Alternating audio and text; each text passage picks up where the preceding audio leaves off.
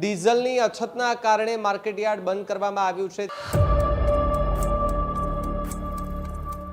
કે આથી તમામ ખેડૂત ભાઈઓ તથા વેપારીઓને જાણ કરવામાં આવે છે કે તારીખ 20/5/2026 ને બુધવારથી મગ, અડદ, તલ, ચોળી, ચણાની નવી આવકો અત્રે ઓફિસથી નવી જાણ ન થાય ત્યાં સુધી સદંતર બંધ કરવામાં આવેલી છે।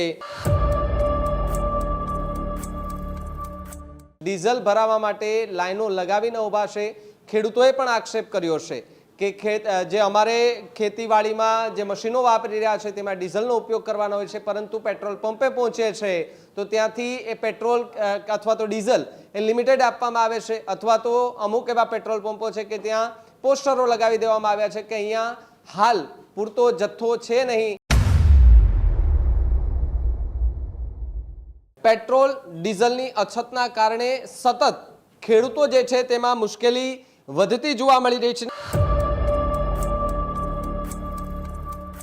સોમનાથના કોડીનાર માર્કેટિંગ યાર્ડ આજથી બંધ કરાયું। ટ્રાન્સપોર્ટેશન ધીમી ગતિએ ચાલતા તમામ જણસીઓની આવક બંધ કરાય। પેન્ડિંગ રહેલી જણસીઓની હરાજી આગામી દિવસે કરવામાં આવશે। આખો વિડીયો જોતા પહેલા હજુ પણ અમારી ચેનલને સબસ્ક્રાઇબ નથી કરી તો યુટ્યુબ પર સબસ્ક્રાઇબ કરો અને ફેસબુક અને ઇન્સ્ટાગ્રામ પર ફોલો કરો।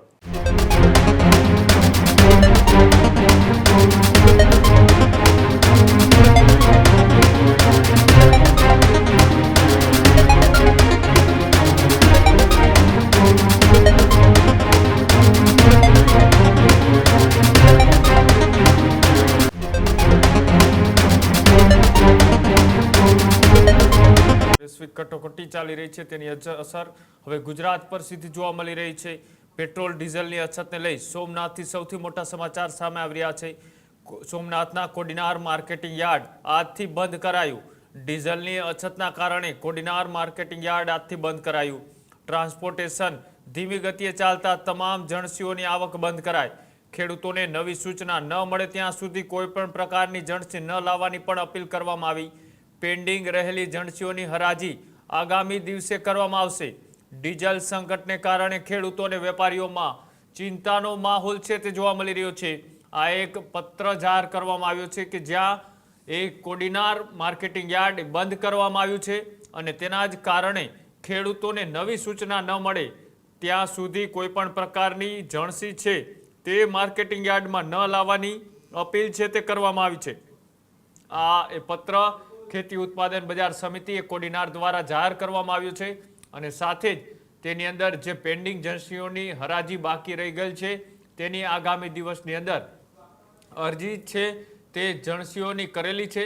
તે તમામની જણસીઓ એ પેન્ડિંગ પડેલી છે તેમની પણ આગામી દિવસોની અંદર હરાજી છે તે કરવામાં આવશે। પણ નવા માલની આવકને લઈ યાર્ડ દ્વારા સ્પષ્ટ એ જાહેરાત કરવામાં આવી છે કે આગામી દિવસોમાં એ પેટ્રોલ ડીઝલની અછત છે તેના કારણે માર્કેટિંગ યાર્ડ એ હમણાં થોડા દિવસો માટે બંધ રાખવામાં આવશે અને તેને જ લઈ હવે ખેડૂતો અને વેપારીઓમાં પણ ચિંતાનો માહોલ છે। ભાવિક જોડાયેલા છે। ભાવિક, જે રીતના પેટ્રોલ ડીઝલની અછત એ સીધી જ હવે ખેડૂતો અને માર્કેટિંગ યાર્ડમાં પણ વર્તાવાની શરૂઆત થઈ ગઈ છે, શું વધારે માહિતી? બિલકુલથી જ કૃણાલ, તો જે રીતે સમાચાર મળી રહ્યા છે ગીર સોમનાથ જિલ્લાનું કોડીનારનું એ માર્કેટિંગ યાર્ડ ખૂબ મોટું માર્કેટિંગ યાર્ડ છે। ગીર સોમનાથના જે કોડીનારનો જે વિસ્તાર છે, ઉનાનો જે વિસ્તાર છે ત્યાંથી પણ ખૂબ મોટી સંખ્યામાં ખેડૂતો પોતાની જણસી લઈને કોડીનાર માર્કેટ યાર્ડ ખાતે આવતા હોય છે। ત્યારે સમાચાર અત્યારે મળી રહ્યા છે કે માર્કેટ યાર્ડ બંધ કરવામાં આવ્યું છે। ડીઝલની અછતના કારણે માર્કેટ યાર્ડ બંધ કરવામાં આવ્યું છે તે પ્રકારના હાલ સમાચાર જે છે તે મળી રહ્યા છે। ત્યારે પેટ્રોલ ડીઝલની અછતને લઈને આ સૌથી પહેલું માર્કેટ યાર્ડ જે છે તે બંધ કરવામાં આવ્યું હોય તેવા સમાચાર એ મળી રહ્યા છે। જો કે છેલ્લા 48 કલાકથી સતત પેટ્રોલ પંપો પર જે ખેડૂતો છે તે ડીઝલ ભરાવા માટે લાઈનો લગાવીને ઊભા છે।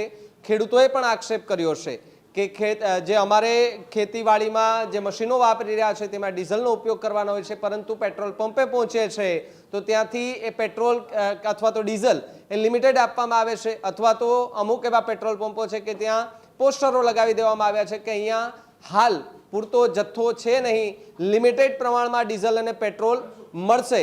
આ જ વાતને લઈને ખેડૂતોમાં પણ ક્યાંક આક્રોશ જે છે તે જોવા મળી રહ્યો છે અને સ્થિતિ જે છે તે હવે ખૂબ ગંભીર બનતી હોય તેવા દ્રશ્યો પણ સામે આવ્યા છે। જો કે ઓફિશિયલી માર્કેટ યાર્ડ છે તેમણે જાહેરાત કરી દી છે। પોસ્ટર પણ આપને દેખાતું હશે કોડીનાર માર્કેટયાર્ડનું એપીએમસીનું, જેમાં જાહેર સૂચના લખવામાં આવી છે કે આથી તમામ ખેડૂત ભાઈઓ તથા વેપારીઓને જાણ કરવામાં આવે છે કે તારીખ 20/5/2026 ને બુધવારથી મગ, અડદ, તલ, ચોળી, ચણાની નવી આવકો અત્રે ઓફિસથી નવી જાણ ન થાય ત્યાં સુધી સદંતર બંધ કરવામાં આવેલી છે। ઉપર સિવાયની તમામ જણસીનો આવક જે છે તે ચાલુ છે, એટલે કે જે નવા જે જણસી લઈને જે ખેડૂતો આવી રહ્યા છે તેમની અત્યારે જે જણસી જે છે તે એ ખરીદવામાં નહીં આવે। પેટ્રોલ ડીઝલની અછતના કારણે સતત ખેડૂતો જે છે તેમાં મુશ્કેલી વધતી જોવા મળી રહી છે। અને આ તરફ એ સમાચાર જે છે તે સામે આવતાની સાથે, એટલે કે આ પહેલું માર્કેટયાર્ડ જે છે તે બંધ થવાના સમાચાર મળતાની સાથે જ ખેડૂતોમાં પણ અત્યારે એક ચિંતાનો માહોલ જોવા મળી રહ્યો છે કે હવે આગળની શું પરિસ્થિતિ થશે।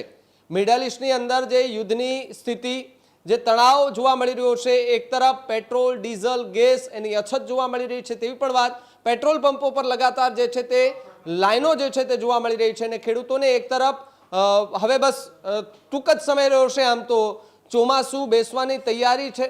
ખેડૂતોએ પોતાના ખેતરો ખેડવા માટેની સંપૂર્ણ તૈયારી તો કરી લીધી છે, પરંતુ એ ખેતર ખેડવા માટે ટ્રેક્ટર સહિતના જે મશીનરીનો ઉપયોગ થાય છે એ મશીનરીનો ઉપયોગ કરવા માટે ડીઝલની જરૂર પડતી હોય છે, પેટ્રોલની જરૂર પડતી હોય છે, પરંતુ પેટ્રોલ પંપોએ જે લાઈનો લગાવવામાં આવી છે, જુનાગઢ હોય, આસપાસના જે જેટલા વિસ્તારો હોય સૌરાષ્ટ્રમાં, ત્યાંથી આ જ પ્રકારના દ્રશ્યો સામે આવી રહ્યા છે।